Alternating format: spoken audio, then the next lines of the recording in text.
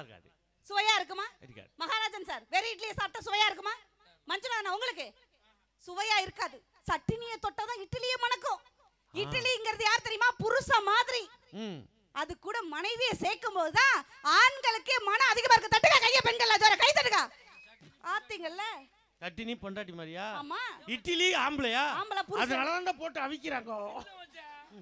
எனக்கு என்னன்னா சில சட்னி ஊசி போயிருக்கு. அதுக்கு அது தேங்காய் கரெக்ட். பல சட்னி சாப்பிடுறான் சார். நான் கெட்டு போகாத கெட்டி பத்தி பேசுறேன். இட்லி நாங்க, ஆமா. சட்னி நீங்க. ஆமா. ஆனா இட்லி ஒண்ணுதாமா இருக்கும். ஆமா. சட்னி எத்தனை வகை வைக்கிறான் வச்சுக்கப்படாதா? மஞ்சள் நாள்லாம் சாம்பாரை ஊத்தி குலைக்கிறான். வந்ததுல இருந்து திருமணத்திற்கு முன்புதான் சந்தோஷம். அம்மா கூட இருந்தது சந்தோஷம் சொல்றாருல. ஒரு விஷயம் சொல்றேன். கல்யாணத்துக்கு முன்னாடி உள்ள ஆண்களுடைய லைஃப்ல எப்படி தெரியுமா? கண்டக்டர் சீட் மாதிரி யார் வேணாலும் உட்காரலாம், யார் வேணாலும் எழுந்து போயிட்டே இருக்கலாம். திருமணத்திற்கு பின்புள்ள ஆண்களுடைய வாழ்க்கை எப்படி தெரியுமா? டிரைவர் சீட் மாதிரி ஒருத்தர் தான் உட்கார்ந்து ஓட்ட முடியும். ஞாபகம் வச்சுங்க. ஷிஃப்ட் அதான் ஷிஃப்ட் மாறுறானே டிரைவர்.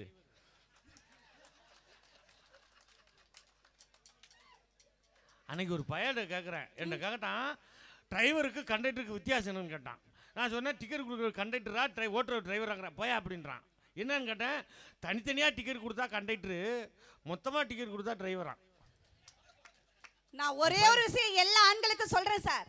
புலம்பி தீக்கிறதுக்கு ஒரே ஒரு விஷயம் தான். போகும்போது நம்ம கூட பேசுறதுக்கு 1000 உறவுகள் வருவாங்க. பஸ்ல போகும்போது, கார்ல போகும்போது, உட்கார்ந்துருக்கும் போது பக்கத்துல கூட பேசுவாங்க. ஆனா நம்மளுடைய புலம்பலை கொட்டி தீக்கிறதுக்கு ஒரே உறவு மனைவிங்கிற உறவு தான். ஞாபகம் வச்சுங்க. புலம்ப விடுறதே அவங்க தானே. நான் கேக்குறேன், காலங்காலமா உங்களுக்கு மனைவியை பிடிக்கல, அப்புறம் ஏன் தாத்தா பாட்டியை கல்யாணம் பண்ணி உங்க அப்பாவை பிள்ளையா பத்தாங்க? அதான் மனைவி பிடிக்கல. அவங்க போய் சேர்ந்துட்டாங்க. அப்புறம் ஏன் சார் உங்க அம்மா உங்க அப்பாவை கல்யாணம் பண்ணி உங்களை பிள்ளையா பத்தாங்க? அதான் கல்யாண வாழ்க்கை பிடிக்கல. போயிருக்கலாம் செகண்ட் ஷோக்கு. அப்புறம் ஏன் சார் நீங்க உங்க மனைவியை கல்யாணம் பண்ணி புள்ள பத்தீங்க? அதான் பிடிக்கல, விட்டுட்டு போக வேண்டியதானே. எனக்கு நிகழ்ச்சி இல்ல அன்னைக்கு. ஆமா.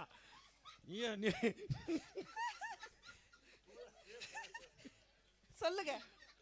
கல்யாணங்கிறது 1000 காலத்து பயிர் சார். காலகாலமா கல்யாணம் நடந்துகிட்டே இருக்கும். அந்த கணவன் மனைவி 100 ஆண்டு காலம் இல்ல செல்வா நான் வாழணும். வாழும்போது எப்படி இருக்கும் தெரியுமா? 100 ஆண்டு காலம் நம்ம புகழ் வாழணும்.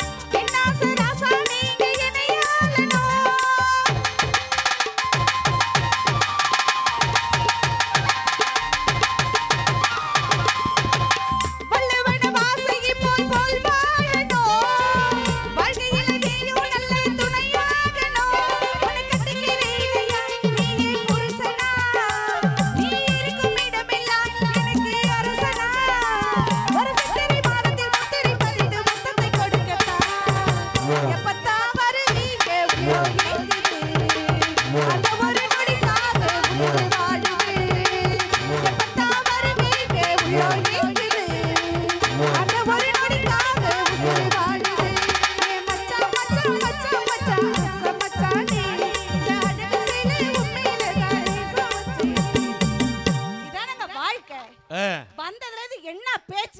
ஒரே ஒரு விஷயம் தான் சார். அழகான ஆண் எங்களுக்கு துணையா வேணாம். அழகா பாத்துக்கிறவன் கூட எங்களுக்கு துணையா வேணாம். அழ வைக்காத புருஷன் தானே சார் துணையா வேணும்னு சொல்றோம். நல்ல தத்துவம். புருஷன் எங்களை அடிச்சா வலிக்காது சார். எங்க கிட்ட நடிச்சா தான் வலிக்குது. ஏன் நடிக்கிறீங்க? உண்மையான புருஷனா யாரு? உண்மையான புருஷன் யாருமா? யாரு தெரியலமா. அப்ப சிறந்த புருஷனா யாரு? சிறந்த புருஷன் யாரு? யாரு மகாராஜன் சார்? இல்ல ஆமாமா அதான் சிறந்த புருஷன் கூட்டிட்டு வரணும் வந்தான். அப்ப நல்ல புருஷனா யாரு? நல்ல புருஷன்னா நான் தான். நான் சொல்றேங்க, நல்ல புருஷன், சிறந்த புருஷன், பத்மா புருஷன்லாம் ஒரே புருஷன் தான். பத்மா புருஷனா? பத்மா புருஷன் இல்ல, பத்ம புருஷன். நல்லவரு யார் தெரியுங்களா? உடன் இருப்பவரோ, உணவு கொடுக்கிறவரோ, உடை கொடுக்கிறவங்களாம் புருஷன் கிடையாது சார். மனைவியோட உணர்வுகளை யாரு புரிஞ்சுக்கிறாங்களோ அவங்க தான் உண்மையான புருஷன். தட்டுங்க கைய பெண்கள்லாம். புரிஞ்சுக்கிறீங்களா சார்? எங்க புரியுது எங்களுக்கு? அது புரிஞ்சாதான் நல்லா இருந்திருப்போமே. பொண்ணு பார்க்க வரீங்க, பொண்ணு பார்க்க போயிருக்கீங்கல்ல? ஆமாமா. பொண்ணு பார்க்க போறீங்க. போன உடனே பொண்ணு சொல்லுது, மாப்பிள்ள சார் உங்ககிட்ட 5 நிமிஷம் தனியா பேசுறோம் வாங்கன்னா போறீங்கல்ல? போறீங்கல்ல? மஞ்சுநாதா போறீங்கல்ல? நான் கேக்குறேன், கல்யாணம் பண்ணி ஒரு புள்ள பிறக்கட்டும், ஏங்க உங்ககிட்ட 5 நிமிஷம் பேசணும், தனியா வாங்கனா ஏன் வர மாட்டேங்கிறீங்க? பயன்தான். வரணும்ல சார்? வரணும் தான். கல்யாணத்துக்கு முன்னாடி மட்டும் எல்லா புருஷனையும் உயிரையும் தயிரையும் மயிலையும் கொஞ்சறீங்க, 2 புள்ள பிறக்கட்டும் ஏன் கொஞ்சம் மாட்டேங்கிறீங்க? கொஞ்சருக்கு என்ன இருக்கு அப்புறம்? கொஞ்சம் ஒரு கணக்கு போடுறோம், இசிகோல்டு போட்டு ரிசல்ட் போட்டாச்சுன்னா முடிஞ்சு போச்சு சார். வாழ்க்கை முடியற வரையும் காதலிக்கணும் சார். 1000 பெண்களை பார்த்த கண்ணதாசன் தன் மனைவியை காதலிச்சாரு. நீங்க காதலிச்சிருக்கீங்க உங்க மனைவிய? கண்ணதாசன் எப்படி ஆளுன்னு உங்களுக்கு தெரியுமா? சும்மாவா மனைவியை காதலிச்சாரு? சைடுல 15 காதல் இருக்கும். நீங்க விடுறீங்களா சார்? இவ்வளவு பேசுறீங்கல்ல, நான் கேக்குறேன். ஃபர்ஸ்ட் உங்களை கேக்குறேனே, உங்களுக்கு மனைவி வேணுமா வேணாமா? இனிமே வேணாம். மகாராஜன் சார், உங்களுக்கு மனைவி வேணுமா வேணாமா? எனக்கு வேண்டவே வேணும். வேண்டவே வேணும். மஞ்சண்ணா உங்களுக்கு? அண்ணா உங்களுக்குடா? உங்களுக்குண்ணா? யாருக்காவது மனைவி வேணாம்னா கை தூக்குங்க பாப்போம். யாருக்காவது மனைவி வேணாம்னா கை தூக்குங்க சார். கை தூக்குறாங்களா? தூக்கட்டும் பாருங்க, நாளைக்கு சோறு கிடைக்காதுல்ல வீட்ல இருந்து. காதலிக்க பெண் வேண்டும், கட்டி அணைக்க பெண் வேண்டும், கல்யாணம் பண்ண பெண் வேண்டும், சோறு போட பெண் வேண்டும், சுகம் கொடுக்க பெண் வேண்டும், குழந்தை பெற்றுத்தர பெண் வேண்டும். மனைவி இல்லாத ஒரு ஆணால வாழவே முடியாது. என்னம்மா அப்படி சொல்லிட்ட? ஆமா, 3 பேர் உட்கார்ந்துருக்காங்களே, மனைவியை பிடிக்கல, வாங்க என்னுடைய சொந்த செலவுல வாங்க, நான் கோர்ட்ல வந்து டைவர்ஸ் வாங்கி தரேன். 3 பேர் எழுதுவாங்க. ஏய், இதெல்லாம் உடனே எழுந்திருக்கிற? அது டைவர்ஸ்ரா. டைவர்ஸ்னா விவாகரத்து. போ. பண்ண முடியுமா? சொந்தங்களை விட்டு டிச்சார்ஜ் நினைச்சியா? சொந்தங்களை விட்டு சொர்க்கத்தை தருபவள் மனைவி, பந்தங்களை விட்டு பாசத்தை தருபவள் மனைவி, எங்கள் கண்ணீரை அடக்கி உங்கள் கடீரை துடைப்பவள் மனைவி. நடுவர் அவர்களே, மனைவியோட எத்தனை வருஷம் வாழணும்? எத்தனை வருஷம்? 7 ஜென்மம் வாழணும் சார். நீங்க 7 ஜென்மம் வாழணும் ஆசைப்படுறீங்கல்ல? கடைசி ஜென்மம் இதாம்மா. அத நீங்க முடிவு பண்ண கூடாது, சென்னையில இருக்கிற எங்க அண்ணி முடிவு பண்ணணும். அவங்க எப்படி முடிவு பண்றாங்க தெரியுமா? 7 14 வருஷம் உங்க கூட வாழணும்னு ஜென்மம். அது நர்சுமா ஊசியை போட்டு கொண்டு விடும். ஞாபகம் வச்சுங்க. 7 ஜென்மம் வந்த மனைவி என்பது இதிலே வேறு நான் வேறு யார் சொன்னது? கல்யாணமே ஒரு தெய்வீகமே, சம்சாரமே அது சந்தோஷமே, ஒரு வானம் நிலவும் பிரிந்து வாழுமா?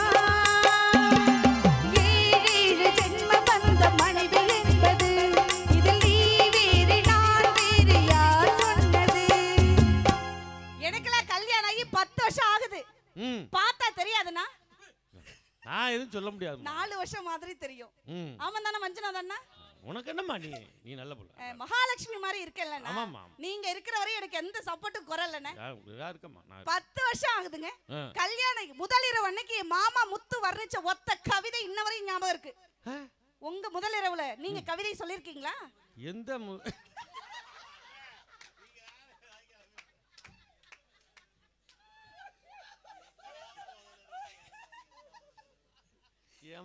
ஏமா சில ஸ்கிரிப்டை நீயா பேசிடுமா, என்கிட்ட கேட்காதம்மா, நல்லா இருக்காது. நான் ஆரம்பத்துல இருந்து நடுவரை பார்த்து பேசியே பழகிட்டேன். எங்க அப்பா வீட்லயும் சரி இங்கேயும் சரி அப்படியே வளர்ந்துட்டேன். அதனால அப்படி கேட்பேன். கேட்கும் போது நீங்க கரெக்டா அங்க பாருங்க, அங்கிட்டு பாக்காதீங்க, இங்கிட்டு பாருங்கண்ணே. நீங்க மனுஷன் பாப்பாங்க, இங்கிட்டு பாருங்கண்ணே. இங்கதானே எல்லாரும் பாக்குறாங்க, நீங்க சொல்லமா? அதுக்கு தான் சொல்றேன். அந்த கவிதை ஞாபகம் இருக்கா? இல்லம்மா. நீங்க சொன்ன கவிதை இல்லையம்மா. வைஃபை பார்த்து நோ. எந்த கவிதைன்னு தான் முதல்ல பதக்கத்துல என்ன ஒன்றும். அப்ப ஒரு கவிதை, அப்புறம் ஒரு கவிதை.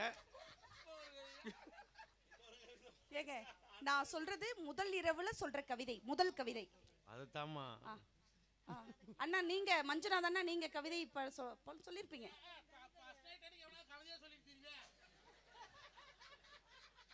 கவிதை சொல்லிக்கிட்டு பாட்டு பாடிக்கிட்டு இருந்தா பக்கத்து வீட்டுக்காரன் என்ன சொல்லுவாங்க? நல்லா லூசுகளை அனுப்பி வச்சிருக்கோம் போல இருக்கு. ஆதி காலத்து ஆளுங்க போல இருக்குனே. அலங்காரம் பாலிக பொண்ணம். ஆனா நாளா இந்த நூற்றாண்டு பொம்பளை பிள்ளை, கேர்ள் யூத், ஏன் முதலிரவு அன்னைக்கு ஏன் மாமா முத்துக்கு நைட் ஒரு 10 மணிக்கு மேல இருக்கும் சார். ஏய்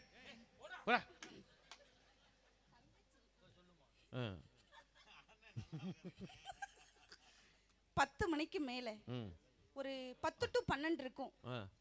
அப்பதான் செகண்ட், அதாவது பீஸ் கிரீட் புடுங்கிட்டு மோட்டர் லைன் விடுவாங்க கரண்ட். அப்ப ஆமா மாத்தி விடுவாங்க லைன் மாத்தி எஸ் அதை தான் சொல்றேன் லைன்